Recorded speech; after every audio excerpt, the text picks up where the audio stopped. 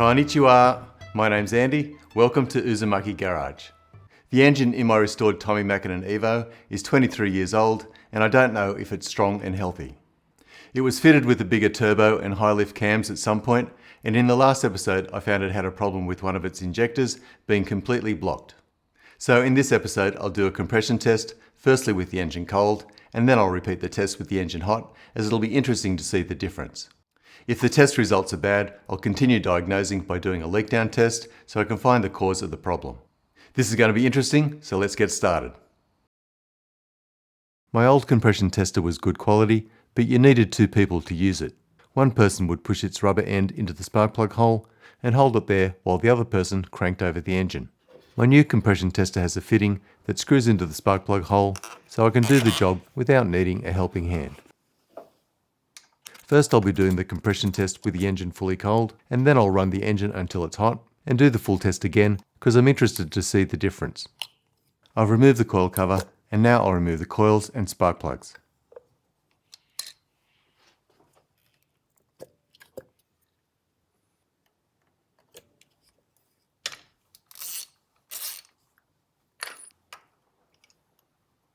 I unplug the connector from this fuel relay so the fuel pump doesn't run when the ignition's turned on.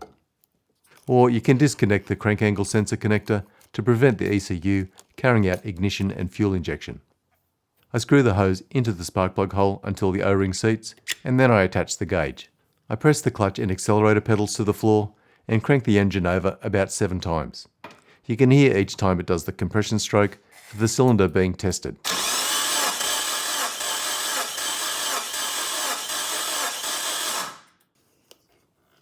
Okay, that's 150 cold. I release the pressure, disconnect the gauge, remove the hose and move on to the next cylinder.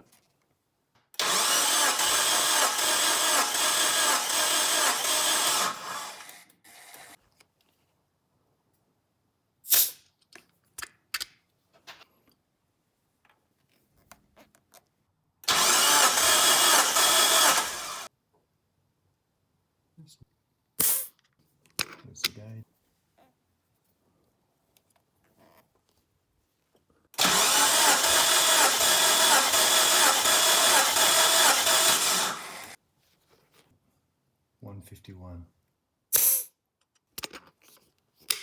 With the engine cold, all the tests were very similar, with only 2% variation between the highest and lowest values. Then I reinstalled the plugs and coils so I can warm up the engine and repeat the test with the engine hot.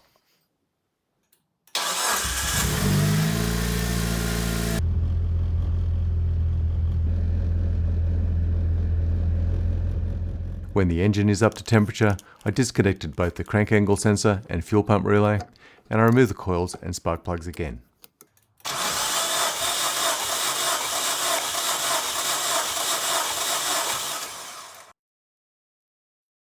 With the engine hot, the compression test showed about 1 psi increase across the cylinders, and as the values were also close anyway, it's not necessary to do a leak down test. So that turned out really well. I was worried about the health of this engine after a previous episode I found that one of the injectors had stopped working. But the compression test showed the engine is actually very healthy, so that's a relief. I'm not sure what the next episode will be about, but maybe I'll take this car to the dyno for a checkup. Let me know in the comments if you want to see more tech videos like this one, or if you want to see more variety, like me interviewing my mates here in Australia and showcasing their builds. But that's all for now. Like, subscribe, notify, share, and I'll see you next time.